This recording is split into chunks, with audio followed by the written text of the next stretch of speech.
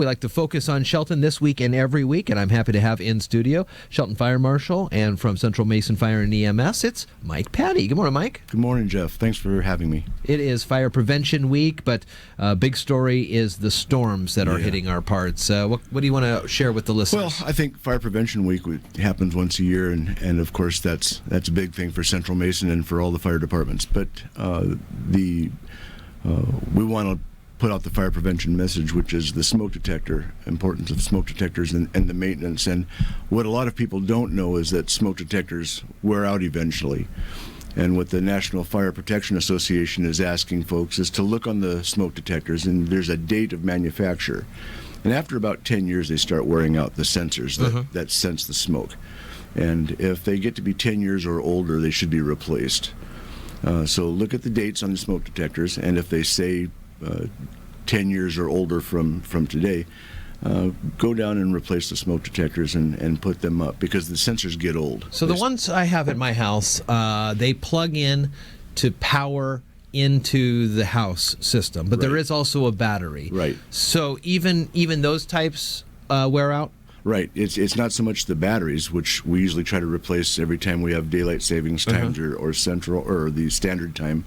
We change those every 6 months, but it's the sensors that sense the smoke that start wearing out, and we want to replace the detectors themselves. So when I hear those chirps in the middle of the night and I can't tell which fire detector it's coming from, smoke detector it's coming from, is that a potential low battery issue, or is it because I feel like I've changed the batteries in these things and they shouldn't be chirping at me. Is it maybe then that they're time to need to be replaced? Well, normally the low battery chirp that you're hearing, we have that going on at my place right now too. Replace the battery and it's still chirping, and we find out that I'm buying poor batteries or batteries that are already dead. 99% of the time it's a battery issue. And that should not be affected by the date or the age of the detectors. It's just a good practice that we replace the detectors after 10 years. Oh, okay. Okay. Carbon monoxide as well? Carbon monoxide as well. 10 years? Right. Interesting. And was talking with some folks from Olympia Fire this morning, and Jeremy Hicks from North Mason Fire earlier in the week. Bob Burbridge was just on the air talking about these things.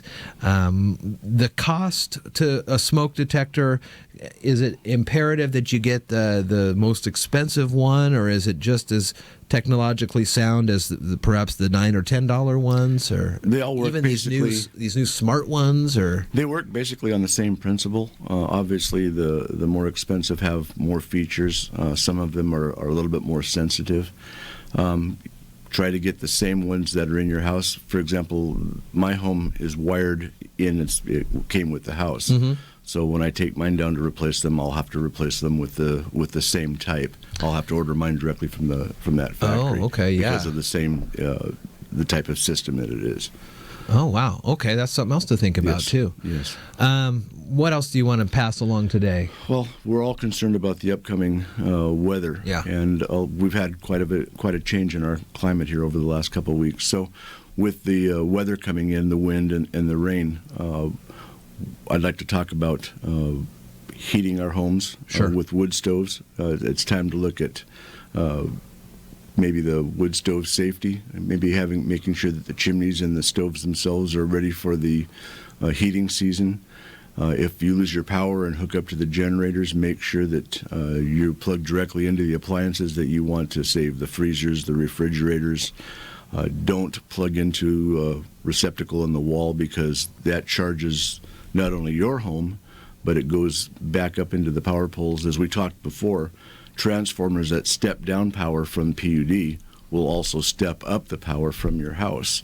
And if there's a lineman working on a power, up on the pole, it can very well kill that lineman. So the generator is running, and it's got the three-pronged plug there that you can plug your devices into. But so you're saying if someone were to plug the generator into, where would somebody be plugging into then to have it, the potential for it to go back up? They take an extension cord and plug it into the generator, and then plug it into a receptacle on the wall, just like they would a lamp or their television. and they can actually charge their whole house, and it would actually go in through their service back up into the power pole and into that transformer, and it steps that power up to actual power pole power. Wow.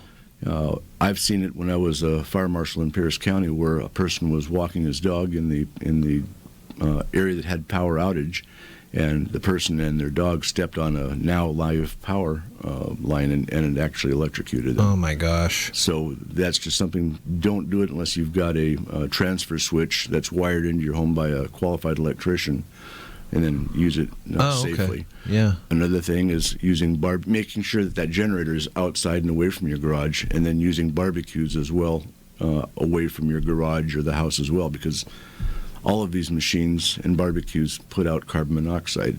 Is there, if you have it outside, but just outside, do you have we have to be 25 feet away if we're going to be smoking. Is there certain guidelines that we should take if we're going to be using those types of devices that emit the carbon monoxide, so they don't have the potential to get into our house? Well, I'm not aware of a set distance away, but actually, 5, 8, 10 feet away from the house should be enough, where the outside air is going to carry the exhaust fumes or the fumes from your barbecue away from the house. Carbon monoxide is a silent killer. You're not going to know that you're being exposed to it until you start getting a headache, or even if you're asleep, you won't know it at all. What are some, other than headache, symptoms of carbon monoxide? Your mind will start playing games with you. You won't be able to rationalize things. Basically, you won't know. It's just one of those things where it just overcomes you. If you're sleeping, you won't wake up.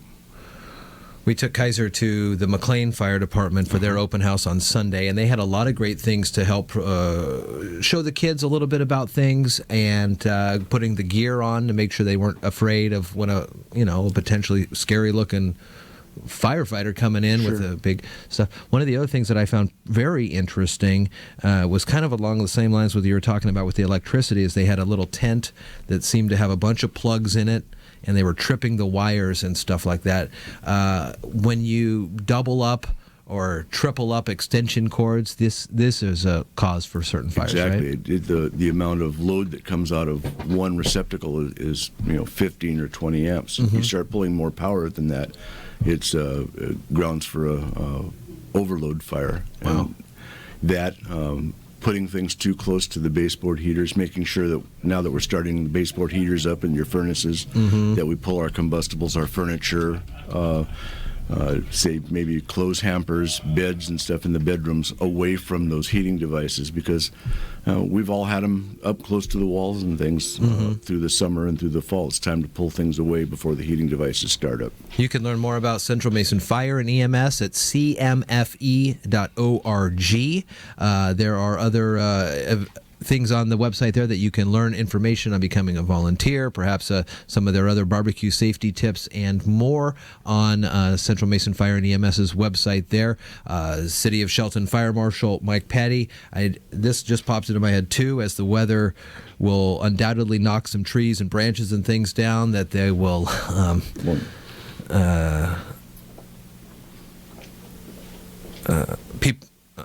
people are going to want to go out and clean those things up later, and strenuous activity after maybe a fall of not doing much can cause heart attacks and things Heart attacks, back strains. Okay. There's going to be a you see those calls? We'll be seeing a lot of them. And your firefighters will be out clearing trees off of the roadways. Okay. It's going to be a busy weekend for the fire service, law enforcement, public works folks, the PUD folks. We're all going to be out there in force trying to keep ahead of the damage that we're going to be seeing. Yeah. Probably not going to be doing a very good job keeping ahead of it. It looks messy. It's going to be pretty reactive. But those of you who lose power, have trees down across the roads, be patient. Try to get to the stores and stock up on water and perishables, non-perishables, as best you can. And like the Weather Bureau is saying, be prepared. And you don't have to speak for the utilities if you don't feel the desire here for this, but they know right away when there's a power outage. I mean, they stay fairly up to current on where they'll get a beep or a flash that says between this transformer power area and this power area, there's a little bit of a problem. I'm not sure how they're notified, but they do know. Right. So it's not like they're just sitting there twiddling their thumbs waiting. No. We're waiting for someone to tell me there's no power. And they've got the ability, they have mutual aid programs similar to what police and fire have, where they can call folks in from other areas if they need to. Yeah. Hopefully they don't this weekend. But we're all getting prepared for it, but please be patient if you lose power. 2 inches of rain today. Talking with Shelton Fire Marshal Mike Patti, also Deputy Chief there for Central Mason Fire and EMS. Always good talking with you. Thanks a lot, Jeff.